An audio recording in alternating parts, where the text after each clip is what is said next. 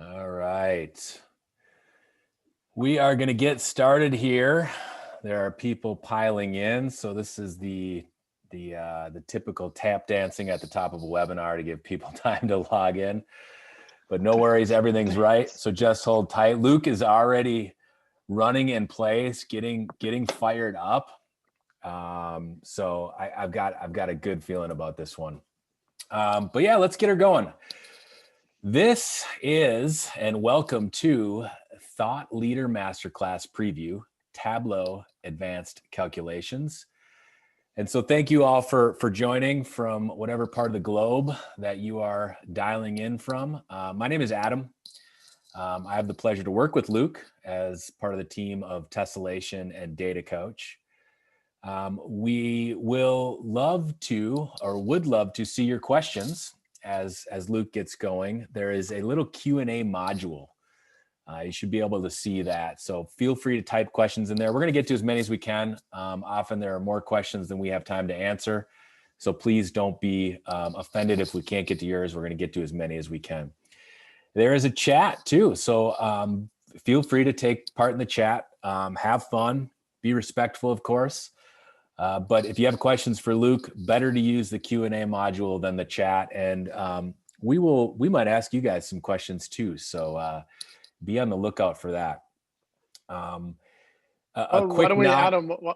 Yeah, go ahead. Do you want to lead with a question and just throw out our first question that we have there? I like that you're throwing a curveball right away at me, keeping me on my feet. Yeah, let's throw out the first question. We're gonna launch. Well, before we get started, let's find out where everybody, like, how you get to rate your current Tableau skills. It's okay, like it's just a straight 1 to 10 question. How do you rate yourself? If you want, just punch it in, and I don't know where the answers go. I think it's in the answered section or something. There you go, Adam. I've taken you for a loop already. I love it. I like it. Yeah, you got to keep me honest here. So results are pouring in. I'm going to give a couple more questions or a couple more seconds for you to answer. All right, I will end the poll. I will share the results. Well, look at that. Right in the middle. How about that? Quick, Luke, analyze that data for me. What are you seeing in the data? Despite being a small number, it seems like we have, I mean, that is technically the mode, but it also, you can almost see like a little normal distribution potentially building. But a lot of people, I appreciate because when I do interviews, I'm always like, rate yourself on a scale of 1 to 10, and everybody leads with like 9 or 10, and you're like, wait, hold on, like I wouldn't even rate myself that high. And I think that probably speaks to everyone's knowledge on this phone call of knowing right where everyone's at anyway. So right in the middle. Good deal. So who's bringing you this webinar today, this live stream? It is Tessellation and Data Coach. So very briefly, Tessellation, most of you already know, but it's a modern analytics consultancy. We enable and manage organizations' analytics and self-service teams by educating people, optimizing technology, developing world-class products, and providing sustainable results. And then Data Coach, where most analytics training platforms or programs lack depth, Data Coach provides wisdom. So our modern curriculum, easy for me to say, is unparalleled. It's comprised of video lessons, hands-on exercises, and a capstone project designed around your company's data. Data Coach also offers a truly premium service, and that's one-on-one coaching. And who is talking about this today? You've already heard from him. He's already thrown me a curveball. His name is Luke Stanky. Luke is one of 34 international individuals awarded Tableau's highest honor. That's changed as of last week. Oh, tell me. It's I think it's 43 now instead of 34. 43. Oh boy, you're not as special as you were last week, Luke. That is too bad. But Luke is a Tableau Zen master. He is renowned in the analytics industry for both his mentorship and dexterity in data visualization tools, data science, and enterprise data strategy. Luke is a teacher at heart, as some of you already know, and has personally trained over 1,000 students, of which you might be one of them, on how to analyze their data in or on Tableau. He also orchestrates Workout Wednesday, a weekly data visualization challenge with thousands of international applicants. I'm going to stop there, Luke. I think that's enough about you, enough building your ego. Why don't you take it away and let's get right into it. Oh, yeah. Absolutely. Thanks, Adam, for the overview. If there wasn't enough buildup, I actually made the first few slides about myself because I have to usually do that. So I'm going to cruise through these. And also because our marketing person suggested I spend more time talking about myself. And I was like, no one cares about me. Everybody wants to know how to do more calculations more than anything. So we are going to just hop in as fast as possible, but not without at least talking a little bit about my personal history. Zen Master stuff already covered off. That's great. I wanted to showcase some of my like if I could take 4 snapshots of the visualizations that I have on Tableau Public, that would be these 4 visuals. And if you've seen me present, I've definitely shared these in the past. But the visual here in the top left corner is my very first Tableau Public visualization. I was looking at average ACT scores in Minnesota based on race and ethnicity, and you can have a drop down. And this was actually embedded in an article, so that's why there's no title or anything on it. You can sort of see, here's where I was first doing this. And I put this in there because I actually spent more than a decade in nonprofit and in education and higher ed, supporting in that world before moving on and working in consulting, and then moving on to start Tessellation with a few other folks.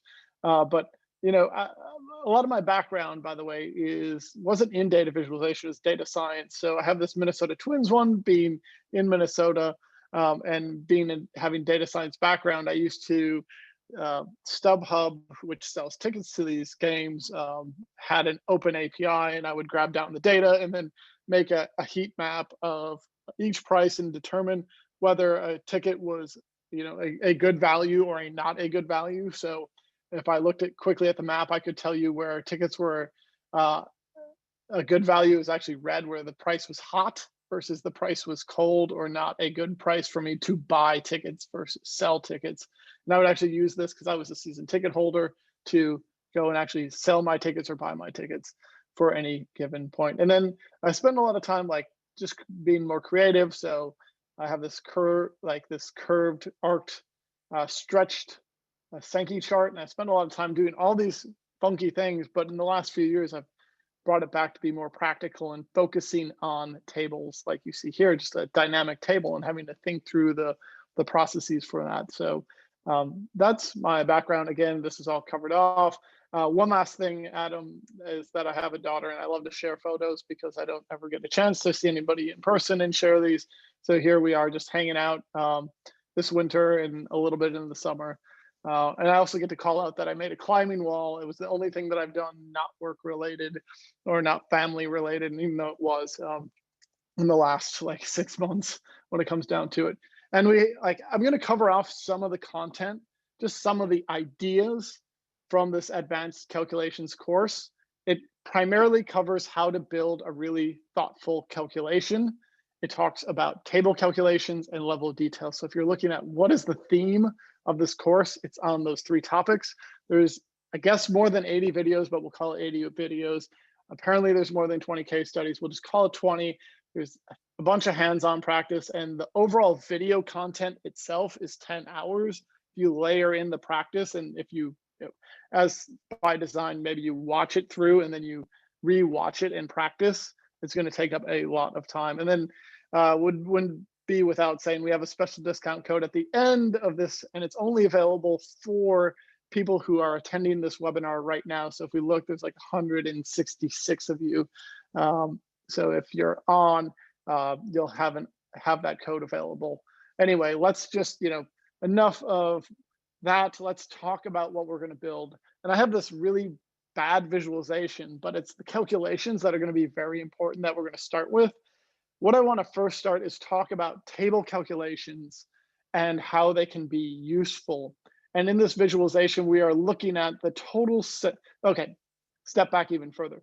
We're connected to the sample Superstore data. It comes with Tableau. So if you've ever used Tableau, all have used Tableau maybe at some level, but it comes with this data source and it has really great insights. So I'm going to use it.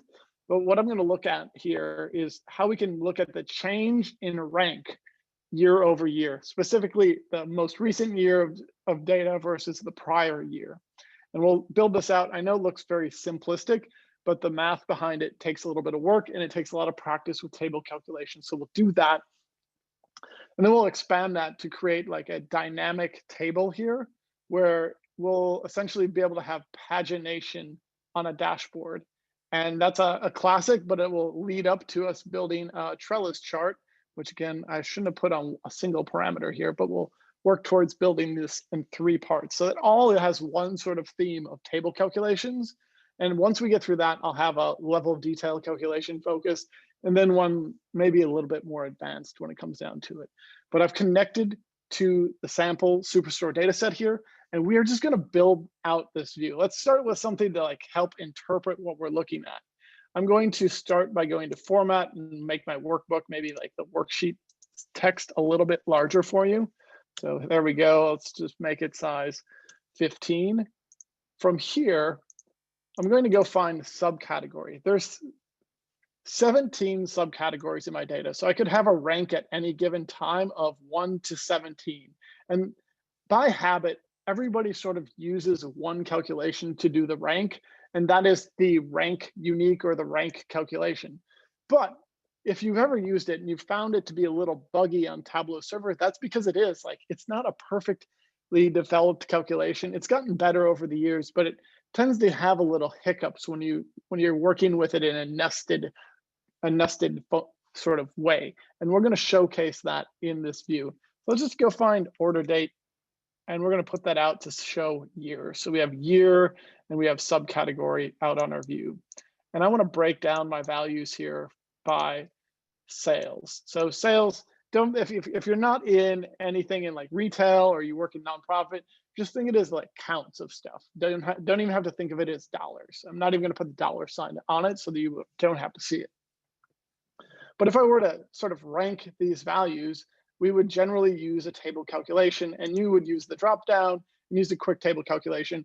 I generally try to avoid using the quick table calculation. It's good practice to start, but you want to learn how to do that with an actual calculated field. And that's what we're going to do here. Let's just rank these values. And I'm not going to rank it using the rank calculation. I'm going to use index. So if I just type index here, and we'll call the calculation itself index, and I hit OK. Now we can go find index, place it out on our view, and okay, that's fine. We just fit the entire view so that maybe we can see this text. Let me do this even fit width, and then we'll make a little bit more space. So there we go. We have our rank, but you'll notice that the rank or the index, it just counts up from 1 to whatever value. And by default, Tableau does table across. Well, we want to do table down. So we could just right click and edit our table calculation, and we could swap our values here. If we do that, we're not ranking again, we're still counting up down. It's not really solving our problem. Well, in order to get our sort right here, we just need to click on sort order, change it to custom, and we're going to choose sales, which is the same way we're aggregating our data here, sum of sales. I'm going to choose descending, and I want to make sure that I'm using sum, Tableau defaulting to count in this case. So we'll now see our largest value. If I look at 2017, well, that's not true. If we thought about it, you'll see if I just kind of click off of this, the ranks are all the way across this entire data set. So we're not ranking within the year, we're ranking just really across every subcategory. And by the way that you would read this is if you're trying to build your table calculation, you're just going to say, like the way I break this down is I look at the things that are not checked. That's really what we're ranking within. So we're going to say across every year, so for every year, give me the index, or in this case, it will act as a rank of subcategory. But as I just said, this doesn't rank for each individual year, it ranks that total across years. So if we just go in here, and I'm going to choose totals, and let's show our grand row totals. you'll notice this is actually creating the index on this grand total here. And what we really want is not on the grand total, but on each year. If we select both values here, and then we choose restart every and choose year of order date, this will now rank everything within a particular year. Notice phones. Now we have 1 and 2 and 1 and 1. So it is breaking down that year at the various different totals. This is how I use index set to do my ranks. Of course, we've just ranked on one value basically across each year.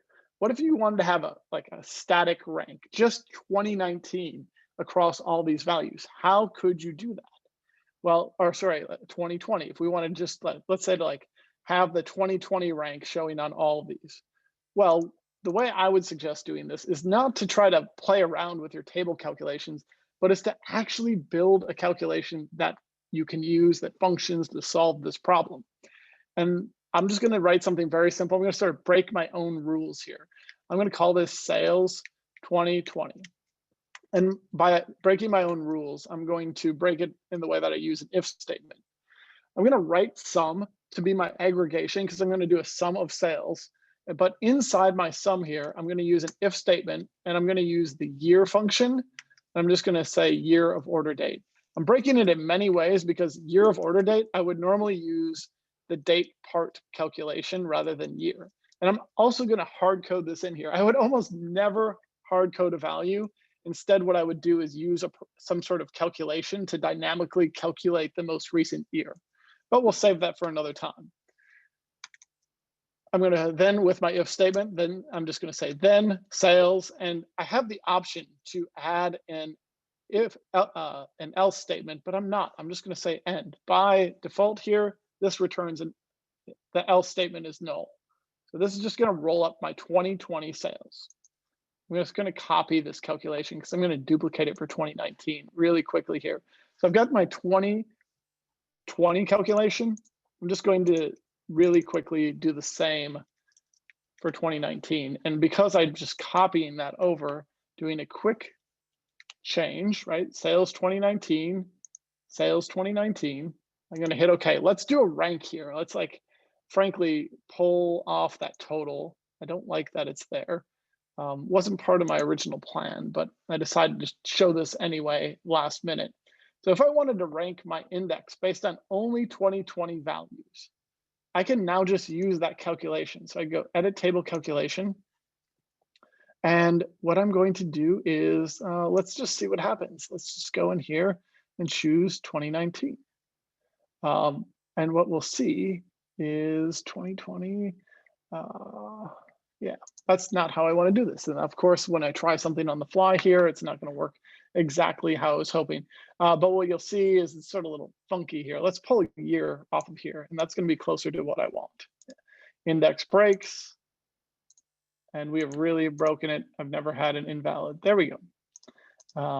So our calculation now, what we have is just the rank, again, of that particular year. I can sort these values if I really wanted to. So I'm just going to do a sort, right click, sort, and I'm going to sort these on 2020. So I'm just going to go to field and choose my sales 2020 field, sort descending. So I'm setting all this up. Here's phones, it's ranked, it's our highest value. You'll see chairs coming in second, third, fourth, fifth. Again, these are the totals for overall versus 2019. Or sorry, 2020, but if I wanted to put 2020 on my view, I could also do that. You can see the ranks work out really nicely scrolling down. But what sometimes we don't really care about the current value. We care about the change in those ranks. So what I want to do is instead calculate the delta. How many spots did it change from one year? So, did phones move up a couple ranks or did it move down? We would do this with a series of index calculations. We're going to create two calculated fields for index. Create a new calculated field. I'm just going to call it index bar current year. In this field, I'm just going to type index. And I need one calculation per table calculation because index is technically a table calculation in order to have full control over it. If you try to put it all in one calculation, it's not going to work the way that you would really anticipate it. It's going to allow us to build nested table calculations. I'm going to hit OK here. And by the way, I'm just going to essentially duplicate this calculation in a second. Let's go find index. I'm going to right click, I'm going to duplicate it, and I'm going to rename it. Again, it's just, let's try that again, right click, rename, and I'm going to change this to prior year. So we have a current year and a prior year calculation, two separate calculations. I'm just going to take both of these values. Let's just remove this index, by the way. I'm going to take both of these values, place it out on text so we can see this build up. On the current year table calculation, which is again, just the index calculation, we're going to edit our table calculation. We're going to keep subcategory selected, and we're going to run a custom aggregation on sales 2020, representing our current year, descending. See, it's no different than what we had before, but our prior year calculation, we're going to edit that same view, and we're going to this time choose 2019, descending. And you'll now see we have a few different ranks. We've got that first value being the current year, and that second value being the prior year. Now our goal is to just find the difference in these ranks to say, did we move up or did we move down in rank for every one of our subcategories? Doesn't seem that difficult. It's not. We're just going to create a calculated field that combines both of these table calculations. So we could just say prior year minus current year. And normally we do current minus prior, but since a negative value is going to represent a positive change, right? I want to see the ranks increase. Then we're going to do prior year minus current year. We'll just call this index bar delta. So here we are, we've got these two calculations, and now I'm going to click and drag this delta out on my view. And while we're at it, I'm not even going to worry about the sales value. I just want to pull that out and show that last value, which is now that change. So you'll see we moved up one rank for phones, and chairs moved down one rank. This is perfect. This is what I want to show, at least part here. The only other part is that instead of showing a plus, maybe I want to sort of format my view so that if it's up one spot, I'll have an arrow up one rank. And if it's down one rank, I'll have an arrow down. And if there's no change like there is with storage here, I want a dash. Now I can create a custom calculation, but I think what's better here is to right click on this delta calculation or click the drop down arrow and then choose number format. When I choose number format, I'm going to get the formatting prompt. This is going to be the default formatting for this field. Rather than changing it multiple times, I can just control it one time. I'm going to choose custom, and then I'm cheating on my little screen here on the side. I've saved this arrow, but I'm just going to say if it's a positive value, what do we know? It's arrow up. And then I'm going to say 0, and that's going to return an integer. Then I'm going to use a semicolon. And that semicolon is going to specify now everything to the right of it. What do I do with my negative values? Well, with my negative values, again, cheating a little bit, I'm going to bring in an arrow, and then I'm going to do 0. And I don't even have the negative sign now. If you'll notice, it's just going to show that arrow down. And then the last bit, I'm going to do another semicolon. In this third argument, the third piece I'm going to put in here is just like 2 dashes. And those 2 dashes are going to represent what I'll see when I hit C0. So fingers crossed, I'll hit OK here. And if I do, yep, sure enough, we now have those deltas showing up and those zeros showing up as a dash to represent no change in the rank overall. So looking good. Adam, you popped in. Yeah, there was a question. Is there a way to make those arrows up or down change automatically, both in color too? So the red arrow, or excuse me, the up arrow could be green and the down arrow could be red. Yes, no one wants to hear the answer for that, unfortunately, which is you need 2 separate calculations. And in fact, I actually had that as a separate calc. In fact, I'll cheat a little bit. Let's do this really fast. I'm not going to show you the calculation too much or get into it, but this calculation will control if I wanted to create an arrow. So I'll just call this arrow up, And what I'll do is instead of having those negative values, like I have to just control when the arrow is going up. So I'll hit OK here. And if we just go look for arrow up, hopefully my formatting will just kind of pull through here a little bit. Nah, I knew it wouldn't. That's okay. We'll just, again, moving really quickly through some of this. We'll take arrow up and we'll put that next to delta here. And I'll hit apply. And you'll see 2 arrows for these. That's because I have the one number formatted here as with the arrow, but you'll see the dynamic arrow now coming in. And unfortunately, what you have to do is you have to color each of those components separately. So I'd create an arrow down calculation to go with it. Not ideal. I'd love for conditional arrows, but that's what we have. I'm going to jump ahead to the next part, and we're really going to pick up some steam now because I've given over explanation of the index calculation. I'm just going to do a new sheet, and our goal now for this sheet is, if we take a look, is really, again, I'm just going to change this, is to have like a dynamic pagination. So calculation where I could just, instead of seeing a scroll bar, we can actually page through a list so that I don't have to have every value showing, but I could have a way for people to see lots of data. And I use this all the time to combine sheets and put them side by side. So it looks like a table, but doesn't act like a table, or isn't actually a table, but it has that feel of a table. So the way that we'll do this is we're going to go and use that index calculation once again, but we're going to do one slight adjustment. I'm going to go edit that existing index calculation, our first one we created. I'm just going to do minus index -1. Index starts at 1. I'm doing -1, so it starts at 0, and it's going to solve a lot of my problems. So for pagination, we need this index calculation, and then I'm going to dynamically do this with a parameter. So I'm going to create a new parameter. I'm going to call it n rows. So this is how many rows should we show? I'm going to say 20. Let's get these things showing so you can see what's going to happen. Right click, n rows, show parameter. It's now over here. You can see that 20 popping over. Let's take customer name, put it on our view. Let's make a little bit of breathing room for every customer. Let's go find sales. I'm going to double click, bring that on my view. I'm going to go find profit. Again, just finding some metrics at this point in profit ratio. I'll bring all those out on my view. The format's a little bit weird on this, so maybe I'll just do a quick change of the format. And we'll change this to a percentage, just showing various values. We got a percent, a value that's positive and negative, and just any value. And this is sorted, by the way, alphabetically. And what I want to do is just show the first 20 rows and then be able to page through each section. So my calculation to do this, remember I've already edited my index calculation, is to, we'll just call this, by the way, it's going to come in handy, a little hint for what's to come. We're just going to call this columns.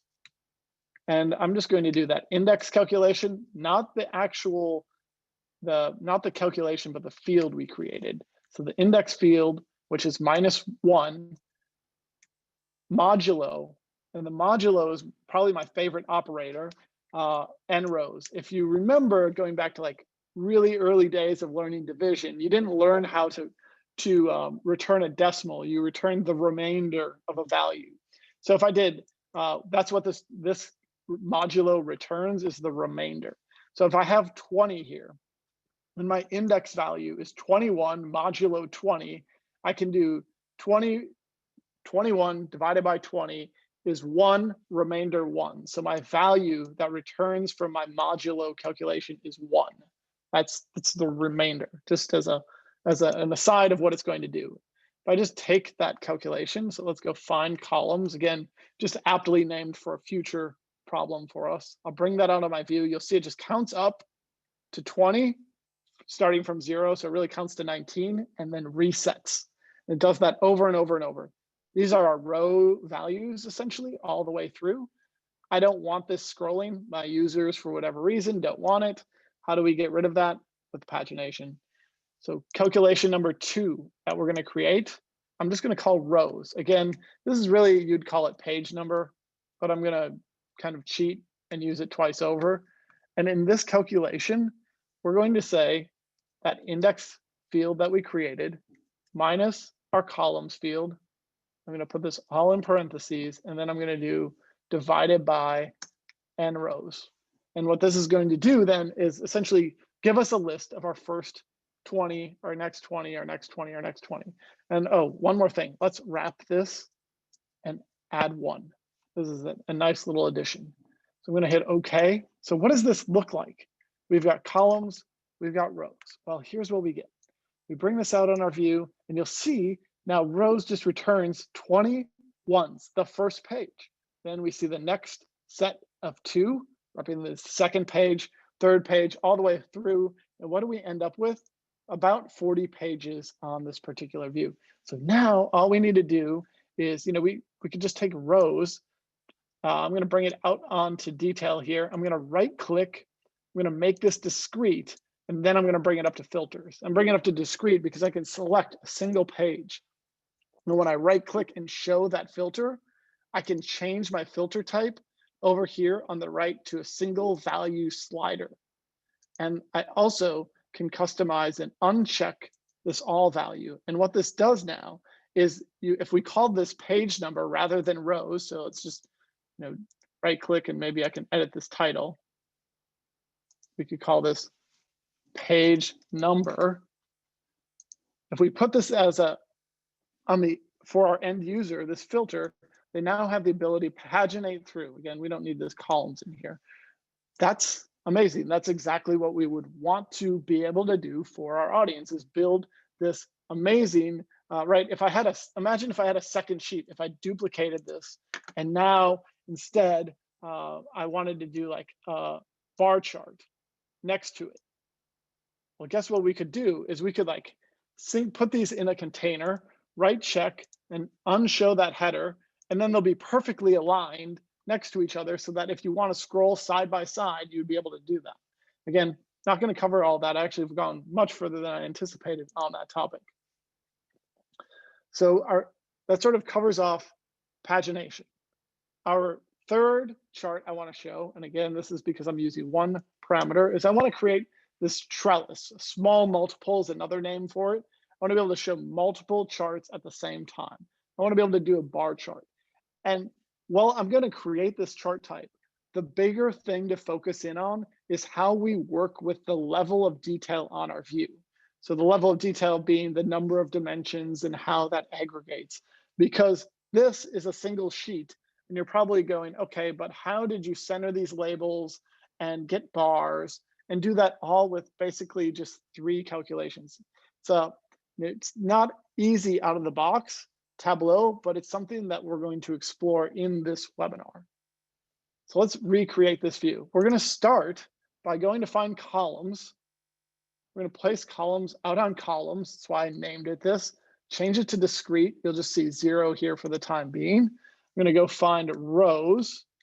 Again, same nice, great calculation, rows, bring it out on my view, change it to discrete. So the same rules apply for those calculations. Remember, this n rows, if I show this, by the way, this 20 value, let's go back to this view. This 5 n rows is going to show actually 5 columns. I shouldn't have called it rows. I should have called it columns, but we sort of changed the purpose here. So we have 5 columns. If I change this to 6, it changes how that value is structured. I now have 6 columns. So just know that we're going to change this 20 on this other workbook down to 5.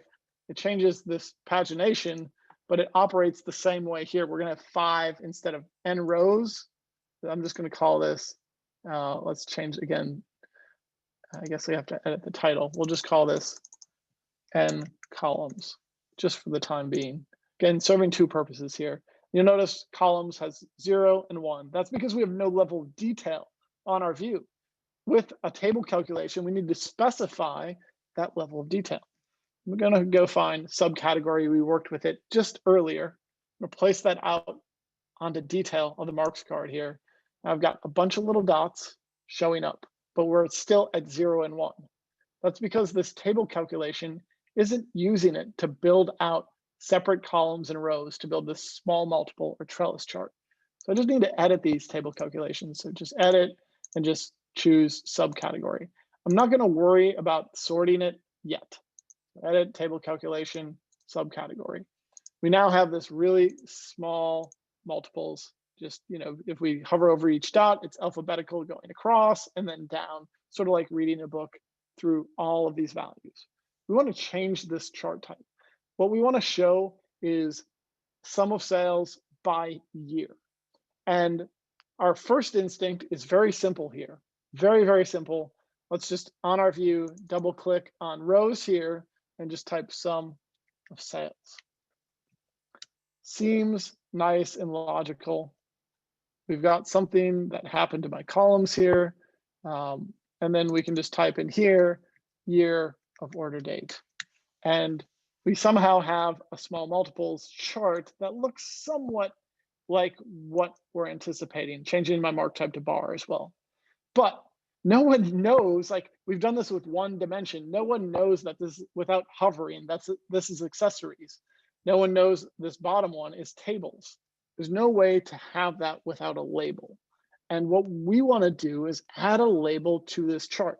And that's where things get difficult, because how can we add a label if, like, do I add another dimension here? Like, how do I go about getting those labels centered, like right here, right at this really 100,000 K? And what happens if the values change on my charts? Like, I need to make this as dynamic and or add another year. Like, how do I make this fully sustainable? So we're going to attempt to make this fully sustainable and add labels right now. So let's, instead of using sum of sales, let's normalize this view. I'm going to double click and I'm just going to do divided by window max of sum of sales. So my goal here is to get all my values between 0 and 1. And if I do that, it sort of looks like it's between 0 and 1. That's because it's normalized within every subcategory. And if I look at that table calculation, you'll see exactly that. It says for every subcategory, normalize or give me the maximum value by year. Instead, I want to check all my values here. So once I check them, it sort of goes back into the format that we were hoping for. So I did all this as an ad hoc calculation. If I want to save this, I can click and drag this over to the right. And let me do this. Let me get rid of my search. If I click and drag this over to the left and I place it in, you'll see I've created a new calculation way at the bottom left here. I'm just going to call this sales normalized. So there's my sales normalized calculation. I also want to do something similar with year. I don't want to partition here. I want to be able to change I don't want to use it as a dimension. I want to treat it as a measure. It's going to help later on. So I'm just going to change this calculation for the time being to continuous. And it changes the bar type. And I now have a discrete, like, instead of having a discrete axis, I have a continuous axis. And this is huge for this visualization. Now, Tableau is, it's calculating year, but it's not really showing up in the level of detail over on the right. So it's sort of doing me favors. I'll show you how to, I'm going to write the calculations to get those labels in, and then we'll because I'm just watching the clock, and then we'll come back and I'll show you what I've done. So we want to be able to control the order of operations. And the way that we'll do that is by creating a custom calculation here called columns dimension. And this is going to be a dynamic, it's really a columns measure. So this columns measure is dynamic and based on whatever the order of detail we have on our marks card. And what I'm going to say is if count distinct of year of order date. So if there's, how many distinct years are there in my view? In this case, we have 4 years, but if it is equal to 1, so each is equal to 1. So if we have year of order date on our marks card, it's going to count distinct to 1. Then what I want to return is the min of the year of order date. Apologies, just kind of jumping ahead very fast here, just watching the time. Else, we're going to say, all right, if it's more than 1 year combined, we're going to do a little bit of a complicated calculation, but it's going to center our values on year here, right? So we want them centered between all the years. And we're going to do that based on how we control the level of detail. What we're going to say is max of our year of order date minus the min of the year of order date. So I'm going to calculate the difference in our first year and our last year, which in this case is 1, 2, 3 divided by, I'm going to divide it by 2. This calculation, let's just count my parentheses here, divided by 2. And I'm just going to do end here for the time being. I need one more parenthesis. Perfect. This is going to give us what will be an adjustment of how many years over to center it. And I'm just going to do one more plus min. You're just going to have to trust me on this exercise of year of order date. So this calculation is, well, very complex. It will show us a center point. Now, what I mean by that is we'll just take this. We're going to bring columns measure and replace year on our view. I'm not going to worry about this being broken for the time being. If I uncheck it, if I keep it checked, you'll notice I have one column. That one column is representing, if I edit my axis here and I uncheck include 0, or actually just hover, you'll notice it just says 2019. It's centering over 2019. That's exactly what we're hoping to do here. But if I add year of order date onto my view, it breaks it out. Again, this calculation is dynamically controlled based on this value here. And that's our goal.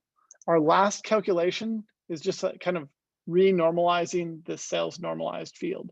So by the way, we're going to, let's just do the rows measure here.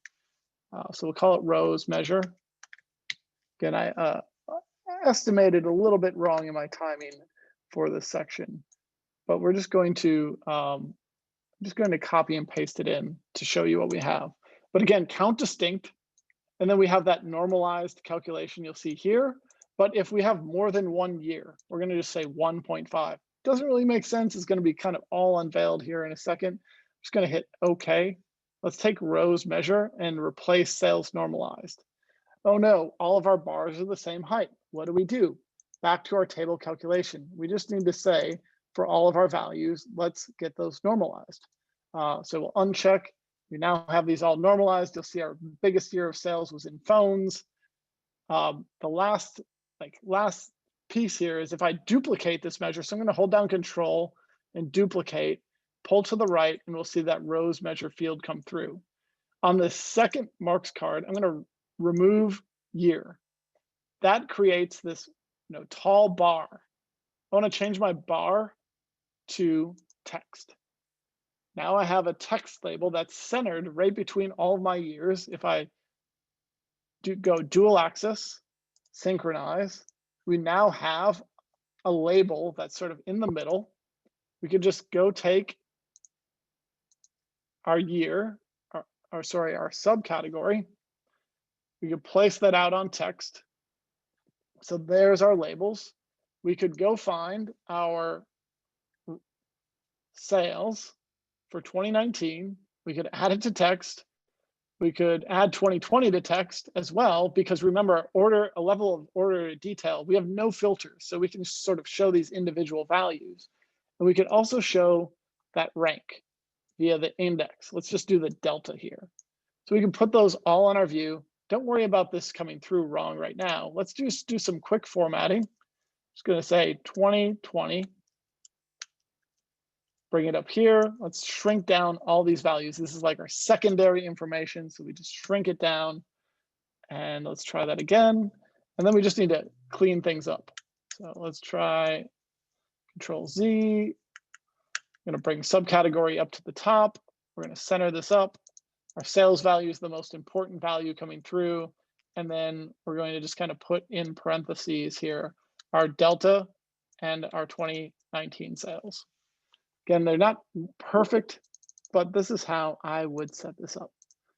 So we have now showcasing all these values. We just have to get our table calculations correct. So if you remember, we've got to control the nested. This is, by the way, we didn't look at this earlier. Because I just added this to my view, we have this index prior year.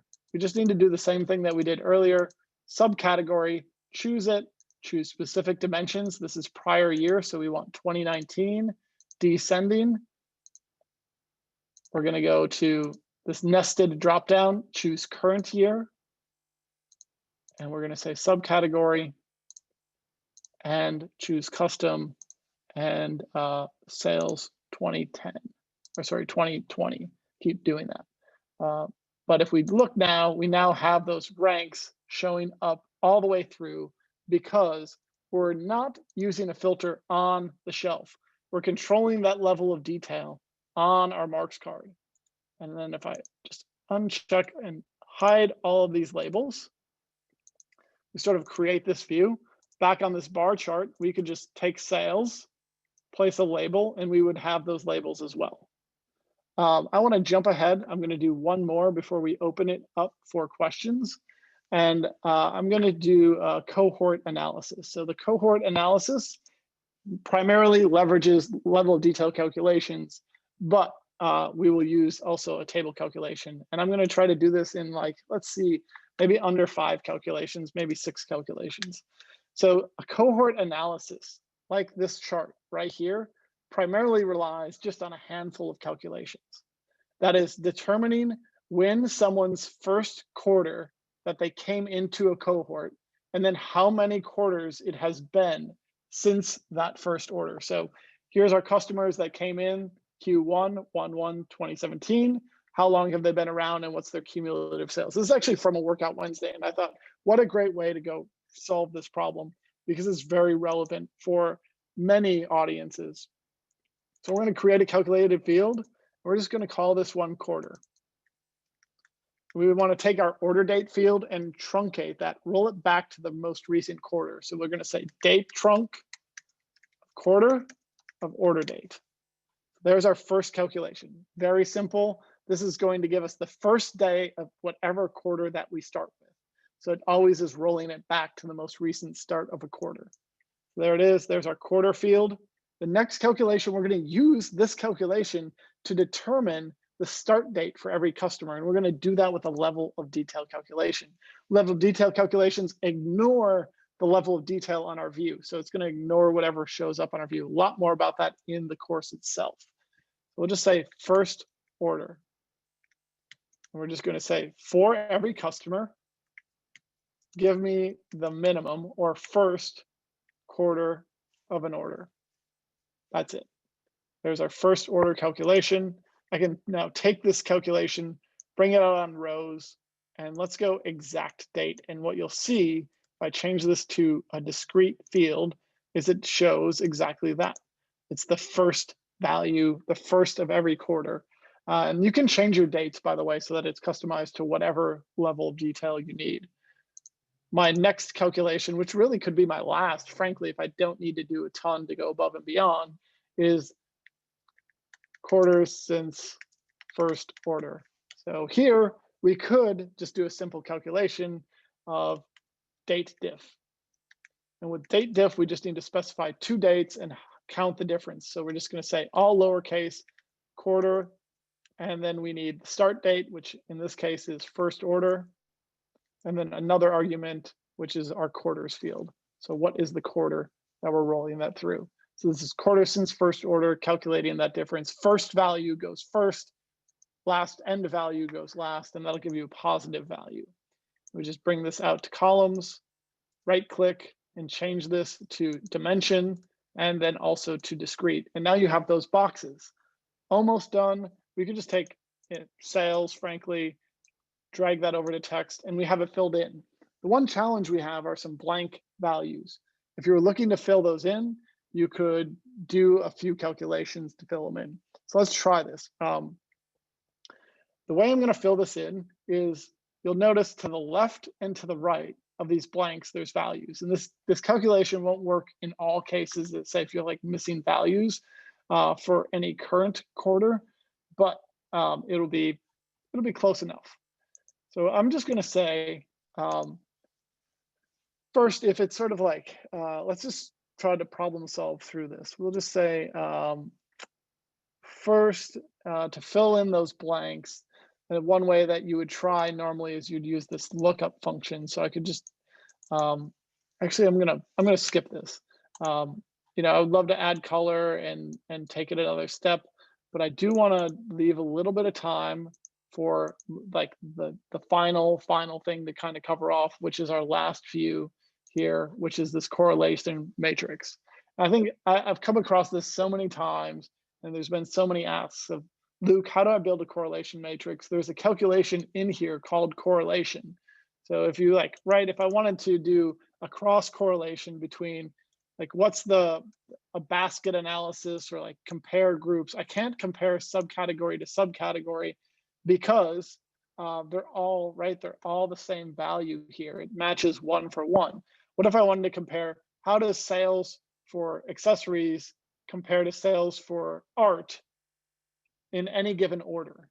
Well, I can't do that analysis this way. I have to do some tricks with my data to build a correlation matrix, right? Even if there is this correlation calculation, I still need 2 expressions, which would have been sales, sum of sales. I can't do sales on sales. It's just, it's going to return 1 in this case.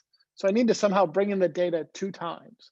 The way we'll do that with is some minor data modeling. The way you build this is you edit your data source. Tableau, by the way, Superstore comes with orders, people, and returns. I'm going to drop people and returns. We're not using it for anything. But I'm going to take this same orders field, click and drag it to the right, create a relationship. So one of the nice things about Tableau is you can build these relationships.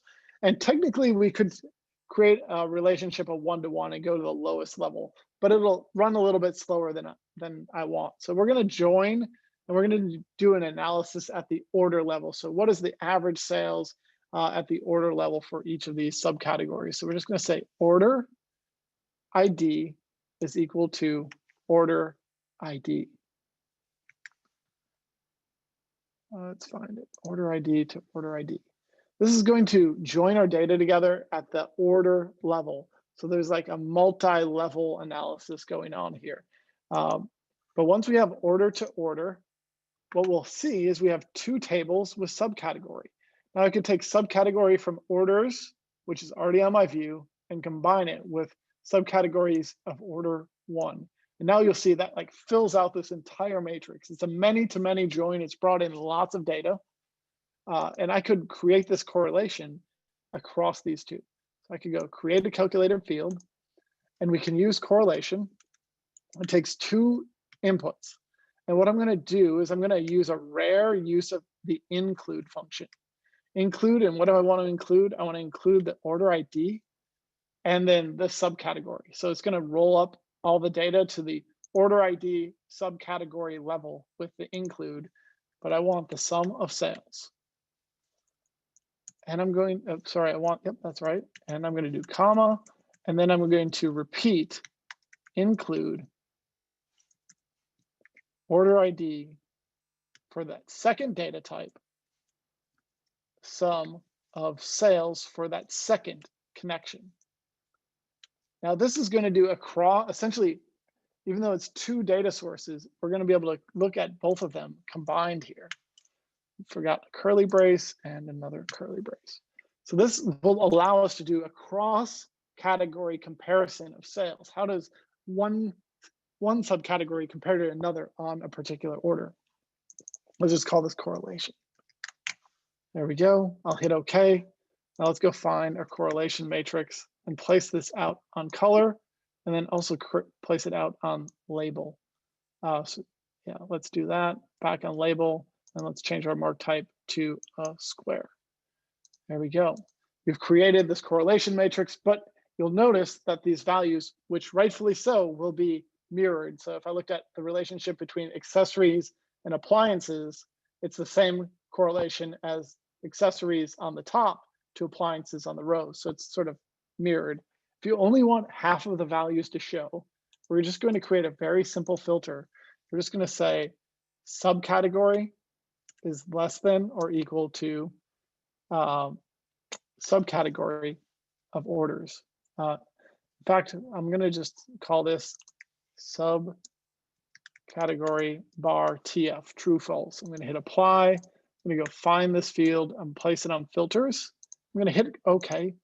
and you'll see that matrix. If I just change the direction on this, it will take up the other half. And if I get rid of the equal sign where we have correlation of 1, which is guaranteed, it will get rid of that value as well. But I kind of like the 1. It sort of sets the expectation of what to expect, and it sort of validates the connection here. But you can then see the insights of like, right, copiers are 100% correlated to machines. Interesting. Adam. Yeah, 5-minute warning, Luke. And we do have some questions, but we got to make sure we leave time for the promo code. So don't forget about that. Yeah. So I know that I stumbled through some of the beginning parts here as I realized I was created too much, which is very typical for me. But we're just wrapping up. So let's talk about that. How about let me ask a quick question here. And I don't know if this is going to be a quick answer or not, but someone asked, they have a client who has to have a table. It has about 300,000 rows, causing some slowness. Any suggestions on that use case? Yeah. What I would suggest is using pagination. I have found that when you have 300,000 rows, it isn't on the calculation side. This is really getting into the technical realm of things. It's not on the calculation side where things are typically too complex. It's on the render side. So getting the 300,000, well, this is rows, so you're going to have multiple columns, getting all those values to show up. So if you can somehow convince the client, your audience, to use pagination, you will find that you can increase some of the performance. I know it's really hard when you're having to build these giant tables, but also like at some point there's a limit to when you're going to use Tableau for some sort of these outputs versus frankly just having an export of these values. Anyway. Good. And thanks everyone for taking part in the chat. I'm watching it. You're getting kudos in the chat, Luke. So feel good about that. How about we should we show that promo code so people can Well, yeah. So I mean, what we covered, some like the Trellis chart is a much better, more in-depth discussion in the video, which is much more controlled than it is in a live situation where you're trying to cover 5 chart types in an hour. So there's that. It's amongst the 80 videos are part of it, and even some of the discussion about index we go much deeper into as well. So there's a lot there. Anyway, if they're like, what to know about the course itself is you're going to learn how to defeat Tableau's order of operations, and you'll be able to create these nested, work with these nested level detail or nested table calculations. And frankly, all of it is built on real world challenges, real world visualizations, and building those efficient calculations. Anyway, wrap things up. You have a code. It's Tableau Master. It's 50% off the current price, which I believe makes the price now $50. And that promo code is only available until Monday, March 8th. And I also see Marie's question, which I'm so tempted to answer right now because week over week calculations, I have 2 different ways of doing it. And I really just kind of want to answer the question because it's just in my nature. You've got 90 seconds to answer it. Could you do it? 90 seconds. Ready. Let's do this. So, there's 2 ways to do the calculation. The easiest way by far is to just I'm going to take sales here, put this out on my view, take order date because we need order date. And frankly, I'm just going to show you so that you have a point of reference. Let's just go, let's just use quarter, but it works the same way. We could pick any level. I just need to find the difference here. So the way I'm going to do that is I'm just going to create a new calculated field. I'm just going to say sum of sales minus lookup sum sales minus 1. And this should give me my delta. If I need to be safe, I can wrap each of these in ZNs just in case they don't exist. Hit apply. And I'm sure that there's a much more nuance to this calculation, but that will actually give us the difference between these individual points if we're trying to calculate them out. I don't think that's totally right if I'm looking at the math on this. but yeah, it's the idea that counts here for sure. Well done, Any Luke. other last second questions that we can attempt to solve here? You know, knowing your schedule, Luke, we should probably end it there. Knowing the type of people that are logging in, they're busy as well. So let's wrap up. This thing will be available. I do see a question though. So Okay, to get to the question is, where can you get the access to link to 50%? So if you go to datacoach.com, under courses, there's an option for Masterclass. When you select Masterclass, couple clicks, right? Understand what you're getting, but when you enroll now, learning.datacoach.com/learn is the URL. You'll see advanced desktop calculations with Luke Stanky here available, and then you can just click through and then add to your cart and run from there. So that is how you get to it. Again, that is learning.datacoach.com/learn. Can't forget to have learn in both the prefix and the suffix of the site. So learning.datacoach.com/learn. Learning so twice, learning so nice. We mentioned it twice. All right, Luke, well done, sir. Very impressive. Thank you for everyone joining. Keep an eye on our events page for the next things that are coming up, and take advantage of that promo code by Monday. Thanks, everybody. Thanks for everybody for attending again.